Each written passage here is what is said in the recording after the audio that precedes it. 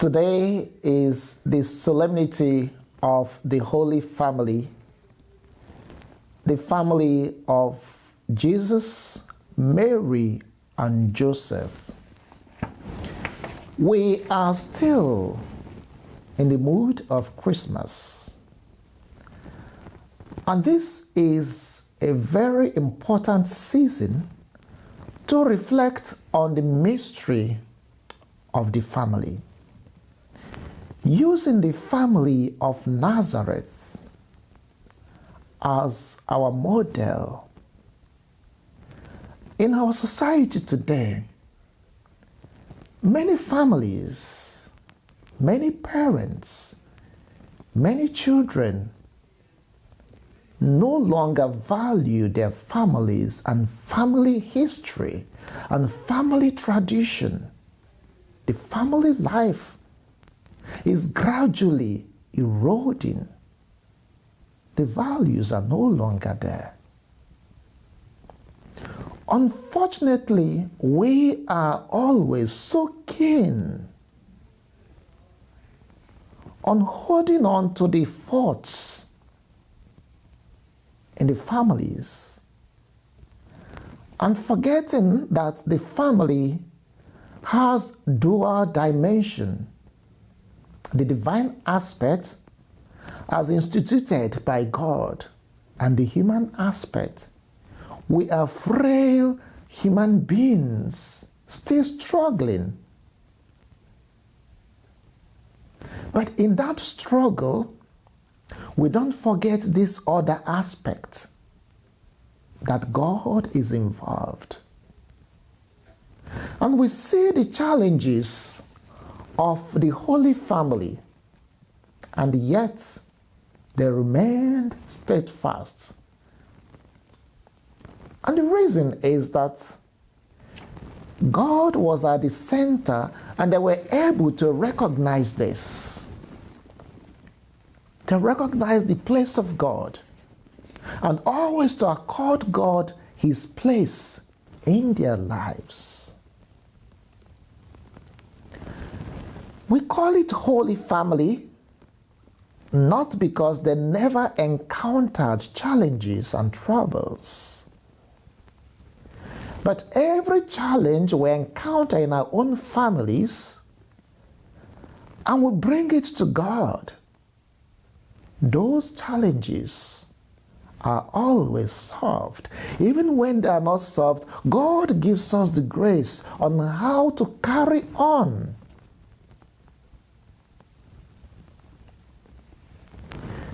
In today's gospel, the message is striking.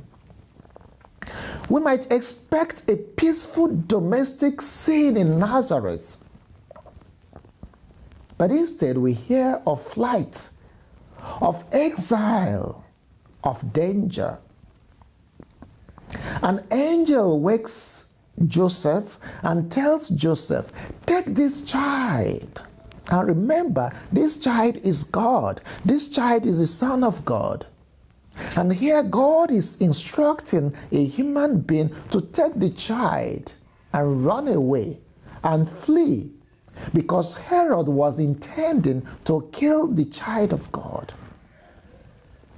We may ask ourselves, couldn't God have fought this fight without involving Joseph, or without them fleeing from Nazareth to Egypt? Because sometimes we want to fight every fight.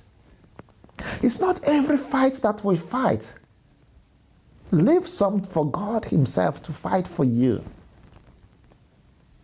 Be humble enough and accept.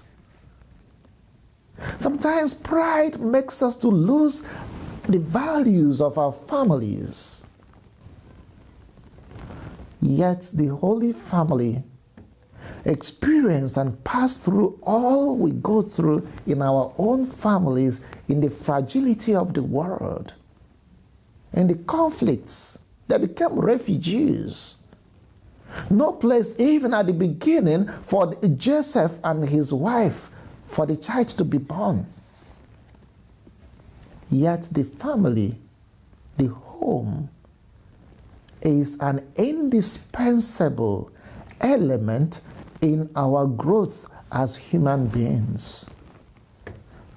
Pope St. John Paul II tells us that the family is the domestic church where we begin to teach our children love, when we begin to teach them faith, where we begin to inculcate into them what it means to become human beings, to accept successes and failures, to teach them on how to navigate through the challenges in the world.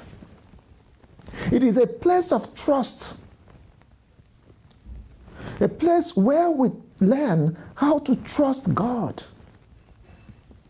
and how to do things for ourselves too. So that notwithstanding, we need to learn from what we celebrate today. Families are sustained first and foremost not by perfect plans.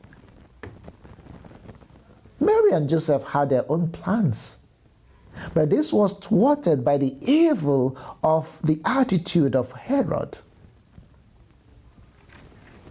But families are sustained by attentiveness to God, discerning the signs of the time and responding accordingly, learning to listen to God and to one another.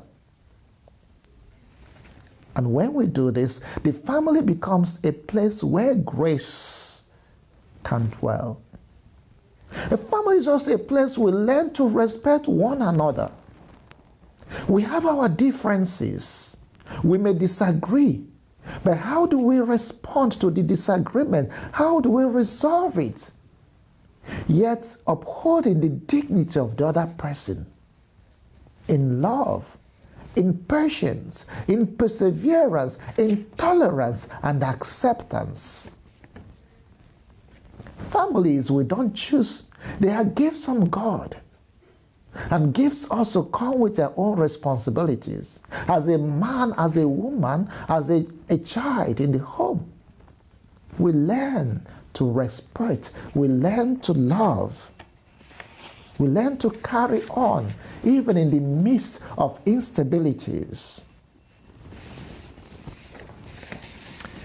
The hidden life of the family of Nazareth, going through the dangers and instability, is a challenge as well as a model for us. No miracles were recorded, yet they trusted God. And in those ordinary acts, being responsible to their own particular status as parents, they were able to teach this child the tradition of the family. In the words of St. John of the Cross, where there is no love, sow love and you reap love. This is an invitation to make our families, to guide the families so that they become like what we desire. If you want a peaceful family, then sow peace. If you want love in your family, then sow love. If you want harmony, become an agent of reconciliation rather than of discord, and always amplifying every little discord, every little quarrel, every little disagreement. Let us learn how to live our responsibilities as parents, as children in our families. And through that, we make the world, the church, a better place where everyone will have a peaceful and safe space for integral growth and well-being. I pray that today this feast may become a wake-up call for us to reflect on our own families and put God at the center, and our ability and docility and disposition to listen to God and allow the will of God to happen in our own families, while we also make effort and carry on with our own responsibilities.